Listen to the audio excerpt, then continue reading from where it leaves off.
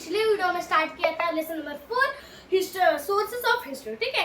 तो वो sources of history SST का सब्जेक्ट था और हमने पिछले वीडियो में पढ़ा था हिस्टोरियन क्या होते हैं, हिस्ट्री क्या होती है। हिस्ट्री एक हिस्टोरिया वर्ड से वो हिस्ट्री का वर्ड फॉर्म हुआ था। एक हिस्टोरिया वो एक लैटिन वर्ड है, ठीक है। इतना हमने पढ़ा था।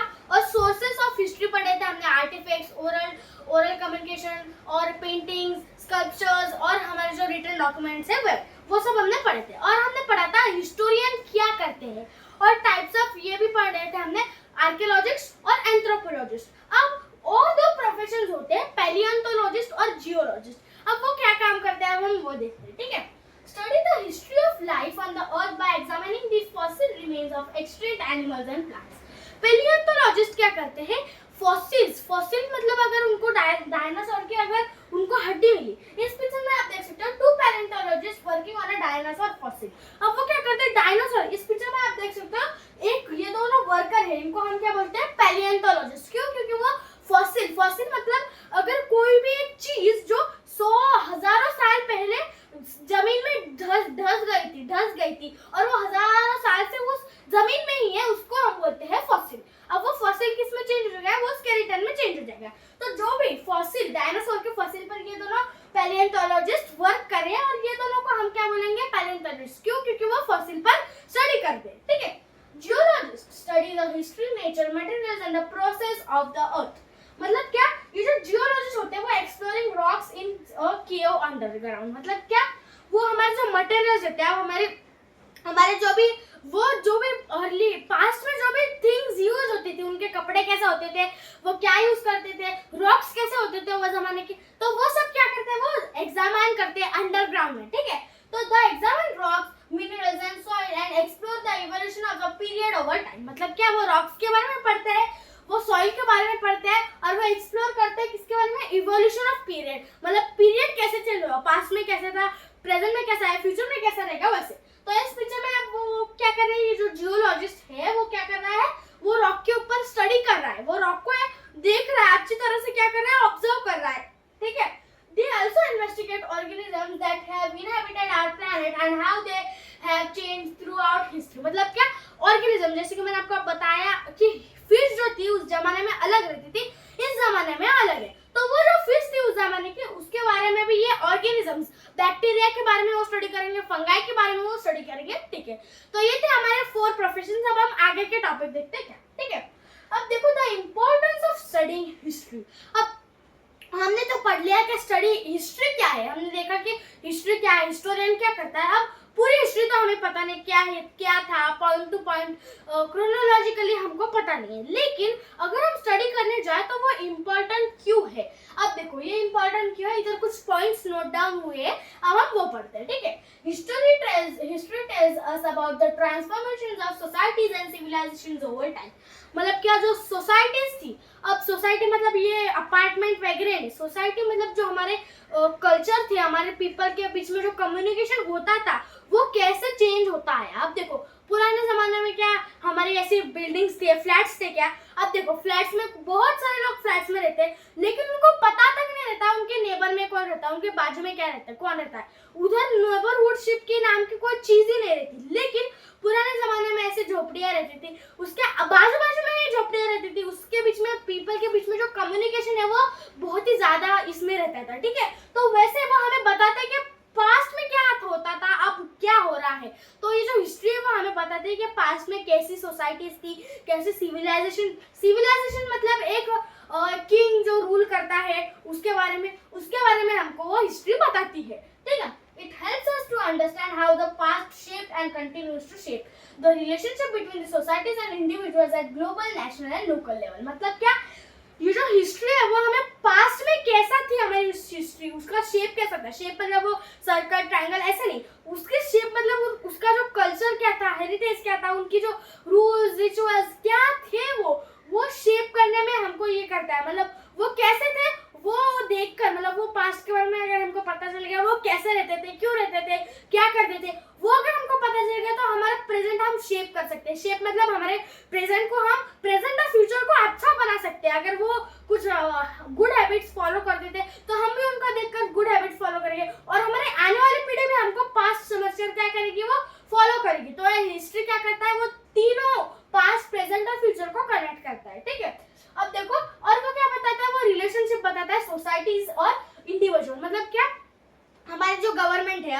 गवर्नमेंट है, म्यूनिसिपैलिटी है, सब कुछ है हमारे मेयर वगैरह, ठीक है। लेकिन उस समय पर गवर्नमेंट कैसे रहती थी, क्या कुछ पता है? नहीं, हमको तो नहीं पता। हमको किससे पता चलेगा? हिस्ट्री से पता चलेगा हमको। तो इसकी वजह से हमें हिस्ट्री की स्टडी करने के लिए बहुत ही इम्पोर्टेंट है, ठीक है। और वो ग्लोबल, नेशनल और लोकल लेवल पर कैसे, लोकल मतलब एक एरिया में कैसी गवर्नमेंट रहती थी, एक पूरे स्टेट में कैसी गवर्नमेंट रहती थी, एक पूरे नेशनल, पूरे कंट्री में कैसी गवर्नमेंट रहती थी, हमको इसका पता चलेगा हिस्ट्री स्टडी करने पर ही, ठीक है। आगे देखो, फर्स्ट पॉइंट है history connects the past to the present and the future. जैसे कि मैंने आपको बताया, वो पास्ट को फ्यूचर से कनेक्ट, प्रेजेंट से कनेक्ट करती है, प्रेजेंट उसको फ्यूचर से कनेक्ट करता है, ठीक है। अब देखो, by understanding our past we gain insight into the development of the present and can be better for building our future। मतलब क्या, अगर हमको पास्ट के बारे में पता चल गया तो हम प्रेजेंट में जो भी बैड हैबिट्स है हमारी हटा सकते हैं, और जो गुड हैबिट्स वो फॉलो करते आ रहे हैं उनको हम भी फॉलो कर सकते हैं, और हमारा फ्यूचर क्या बना सकते हैं, बेहतर बना सकते हैं, बिल्ड कर सकते हैं, ठीक है।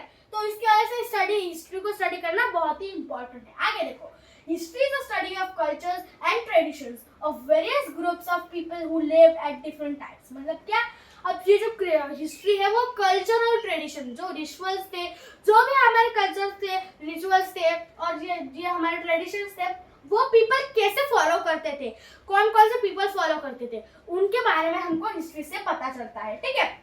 Exploring the diversity of human experience helps us appreciate the cultures, ideas and traditions left behind by the predecessors। मतलब क्या, ये जो हिस्ट्री है, अब ह्यूमन लाइफ कैसी थी उस समय पर, ह्यूमन लाइफ कैसी थी, ह्यूमन का एक्सपीरियंस कैसा था, उन सब के बारे में हमको पता चलता है, और वैसा ही एक्सपीरियंस हम प्रेजेंट में भी ये कर सकते हैं, ठीक है। और ये जो हमारा कल्चर्स है, आइडियाज है, ट्रेडिशंस है, और हमारा जो हमने पिछले जमाने में जो कल्चर्स थे, आइडियाज मतलब उनकी जो सोच थी, उनकी जो ट्रेडिशंस थे, कल्चर्स थे, रिचुअल्स थे, वो सब क्या बारे में अगर हमको पता चलेगा तो हम वो ट्रेडिशंस, रिचुअल्स अब इस टाइम पर में भी फॉलो कर सकते हैं।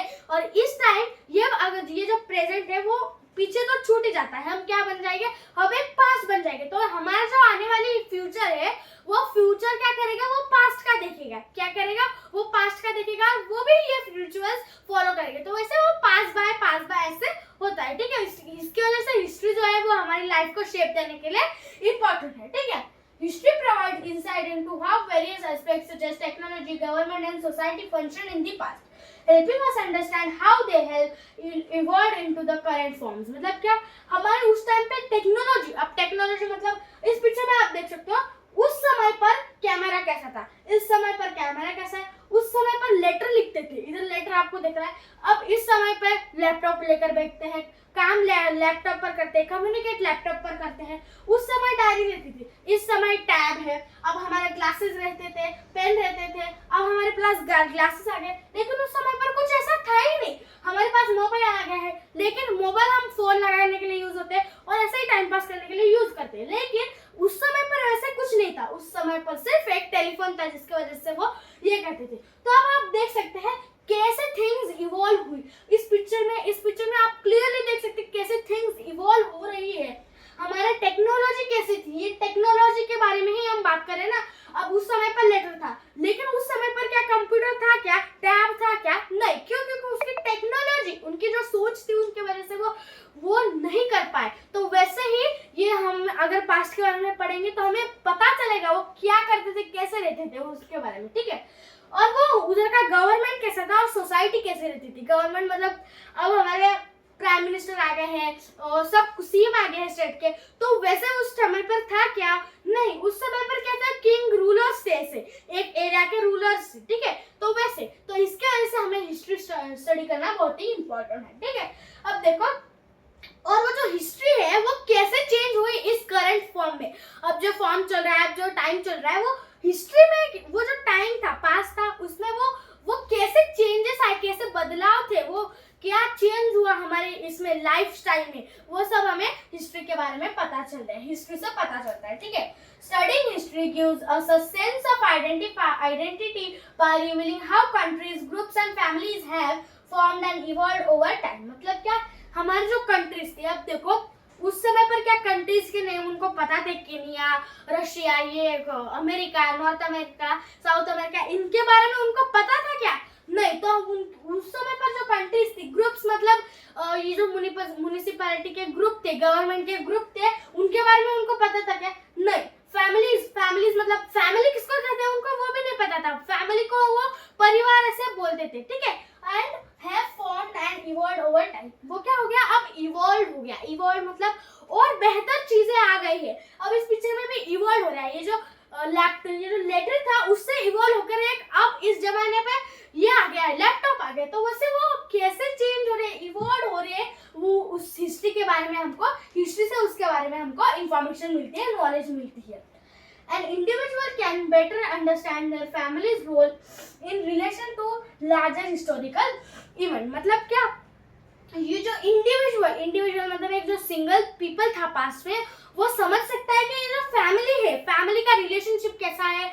अब हम बोलते हैं ना व्यवहार कैसे रखते हैं, तो वो हिस्ट्री में पास्ट में कैसा व्यवहार रखते थे हमको पता था नहीं। तो वो व्यवहार रखते थे, उसकी वजह से अभी भी व्यवहार चल रहा है। व्यवहार मतलब मनी का व्यवहार, पैसों का व्यवहार, ऐसे वो चल रहा है, ठीक है। क्यों? क्योंकि हमने पास्ट का देखकर हमें भी एक आइडिया है कि हम भी व्यवहार कर सकते हैं ऐसे, ठीक है। अब देखो, history helps us understand present day global issues such as environmental challenges, global warming and international relationship by providing insights into the reasons behind current circumstances। मतलब क्या? ये जो हिस्ट्री है हमें ग्लोबल एनवायरमेंट चैलेंजेस मतलब अब हमारे जो सीजन्स है, अब हमने सीजन्स के भी नाम रख दिए हैं। विंटर, ऑटम, स्प्रिंग, रेनी, समर, ये सब हमने नाम रख दिए। लेकिन उस समय पर उन्होंने नाम रखे थे कैसे? नहीं, वो बहुत सारे भवंडर, आंधी, तूफान, ऐसे बहुत सारे डिजास्टर, एनवायरमेंटल चैलेंजेस वो फेस कर रहे थे। लेकिन अब इस टाइम पर हमें टेक्निक पता है कैसे बचते हैं उन डिजास्टर से, लेकिन उस समय पर उनको पता थी नहीं। तो इसकी वजह से ऐसे इवॉल्व हो रहा है हमारा अर्थ, ठीक है।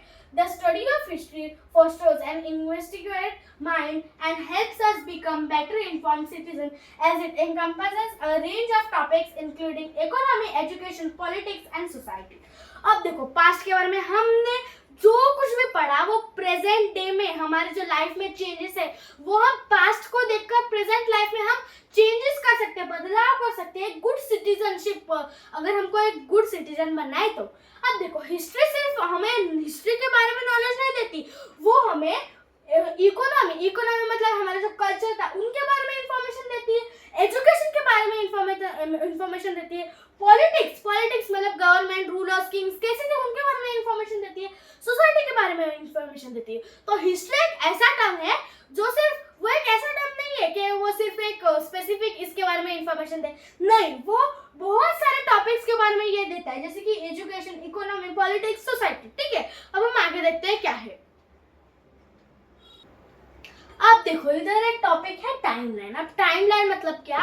जैसे कि मैंने आपको बताया, जो हिस्टोरियन है उनको क्रोनोलॉजिकल थिंकिंग आनी चाहिए। अब वो क्रोनोलॉजिकल थिंकिंग से वो सीक्वेंस में तो वो इवेंट्स को लगा देंगे, लेकिन वो इवेंट्स किस पर लगाएंगे? तो जी हाँ, वो टाइमलाइंस पर वो जो भी इवेंट्स होते हैं वो लगाएंगे, ठीक है। The image figure 4.7 illustrates the significant stages in the history of the earth. Such images are known as timelines। अब इधर आपको एक एग्जांपल दिया है टाइमलाइन का। अब ये टाइमलाइन किसके बारे में है? हमारे अर्थ के इवोल्यूशन के बारे में है। तो ये एक एग्जांपल है टाइमलाइन के बारे में। तो ऐसे टाइमलाइंस हिस्टोरिकल फॉर्म करते हैं। अब देखो, ये मिलियंस ऑफ ईयर अगो, मतलब ये इधर ईयर दिया है, कौन से ईयर में कौन से चेंजेस हुआ। तो ये ईयर में ऐसे चेंजेस हुआ, ये ईयर में ऐसे, 50 ईयर में ऐसे, 100 में ऐसे, 150 में ऐसे हुआ, 200 में ऐसे हुआ। वैसे वो क्या करते हैं, वो वैसे एक्सप्लेन करते हैं, ठीक है। अब हम देखते हैं आगे क्या है टाइमलाइन के बारे में। अब इधर देखो, व्हाट इज अ टाइमलाइन। अब टाइमलाइन होता क्या है? अब इधर देखो, timeline is a graphical representation of events arranged in chronological order. Here are few key characteristics of a timeline. मतलब क्या? टाइमलाइन एक ऐसी लाइन होती है जिस पर जो इवेंट्स अरेंज होते हैं, क्रोनोलॉजिकली इवेंट्स अरेंज होते हैं। अब इधर एक कैरेक्टरिस्टिक मतलब उसमें क्या क्या, कैसे वो टाइमलाइन फॉर्म होती है, कैसे हम उस टाइमलाइन को रीड कर सकते हैं, वो सब इधर दिया गया है, ठीक है। फर्स्ट क्या है? Chronological order. मतलब क्या? Events are arranged in the order they occur starting from the earliest to the most recent। मतलब क्या? ये जो टाइमलाइन है उस पर क्रोनोलॉजिकली हम क्या करते हैं, ऑर्डर, क्रोनोलॉजिकल ऑर्डर। जैसे कि मैं आपको बताया हिस्टोरियन, उसमें क्रोनोलॉजिकल थिंकिंग की एबिलिटी, पावर होनी चाहिए, ठीक है। तो वैसे ये जो टाइमलाइन रहता है उस पर क्रोनोलॉजिकली मतलब बहुत पहले से अब रिसेंट टाइम में क्या क्या चेंजेस हुआ, उनके बीच में क्या क्या इवेंट्स आए, क्रोनोलॉजिकली मतलब अगर 50 इयर्स अगो ये हुआ था तो उसके 100 ईयर अगो क्या हुआ था, तो वो 50 के पहले अरेंज होगा। क्यों? क्योंकि वो क्रोनोलॉजिकली हम जा रहे हैं। अगर ऐसे हम मैं उल्टा फुल्टा लगा दूं कि 100 के बाद पहले 200 आता है, तो वो क्या हो जाएगा, उसको हम टाइमलाइन नहीं बोलेंगे। क्यों? क्योंकि उसका क्रोनोलॉजी एक कैरेक्टरिस्टिक नहीं है, उसमें कैरेक्टरिस्टिक मतलब वो फीचर उसमें नहीं है, ठीक है। नेक्स्ट क्या है, visual representation. The timelines often use a linear format with dates and descriptions of events placed along a horizontal or vertical line. अब देखो ये जो हमारा विजुअल रिप्रेजेंटेशन मतलब वो लाइन को कैसा रिप्रेजेंट कर रही है। अब ये जो लाइन है इस आप पिक्चर में देख सकते हो, ऐसे जा रही है, ये क्या जा रही है, ऐसे वर्टिकल जा रही है, लेकिन कुछ टाइमलाइन जैसे हॉरिजॉन्टल भी जाती है, तो उसको हम बोलते हैं विजुअल रिप्रेजेंटेशन। तो ये दो टाइप में ये जो टाइमलाइन है वो रिप्रेजेंट हो सकती है, ठीक है। Contextualization, by arranging events in the chronological order, timelines help illustrate how different events are connected and how one event may have influenced or to lead to another। मतलब क्या, अब ये जो इवेंट है, ये एक इवेंट है, फॉर एग्जांपल ये एक इवेंट इस इवेंट से कैसे रिलेटेड है, ये एक इवेंट मैं क्या बोल रही हूँ, ये एक इवेंट दूसरे इवेंट से कैसा रिलेटेड है, उसके बारे में हमको कंटेक्चुअलाइजेशन के बारे में पता चलता है। उससे हमें क्या करते हैं, पता चलता है कि फर्स्ट इवेंट दूसरे इवेंट से क्या मतलब रखता है उससे।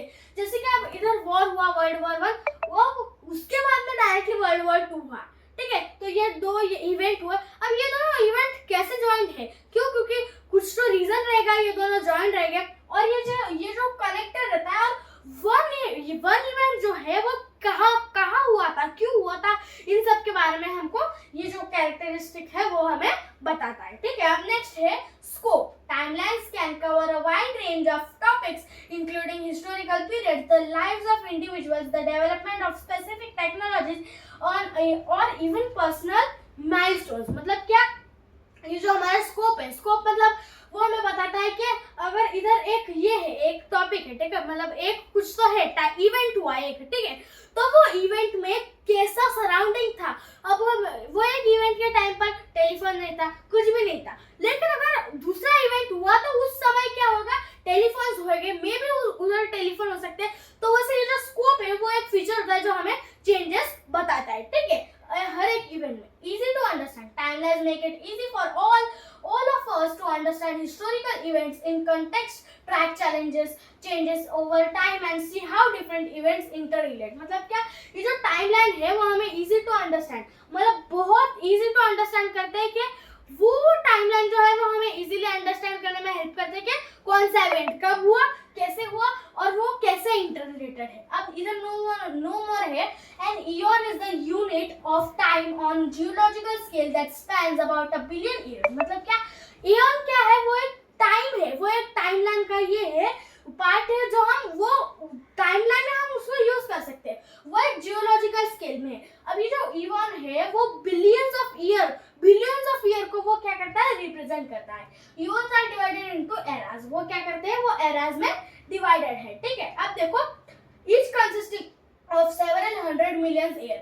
Eras are further divided into periods which range from the 100 million to periods of further divided into epochs which typically span 10 of millions of years। मतलब क्या, ये एक टाइमलाइन, ईयन एक टर्म है जो टाइमलाइन पे यूज होता है, जो एक ईयन मतलब बिलियंस ऑफ ईयर, बहुत सारे बिलियंस ऑफ ईयर को वो रिप्रेजेंट करता है। उसमें भी कुछ टर्म्स रहते हैं, उसमें एराज रहते हैं, पीरियड्स रहते हैं, टाइम पीरियड्स रहते हैं, और उसमें एक एपॉक मतलब 1 मिलियन, बहुत सारे मिलियन, एक एपॉक मतलब बहुत सारे मिलियन, और एक ईयन मतलब बहुत सारे बिलियन, वो एक ये दोनों टर्म है टाइमलाइन पर, ठीक है। तो ये था आज के वीडियो में। Thanks for watching this video, please like and subscribe to my channel, bye.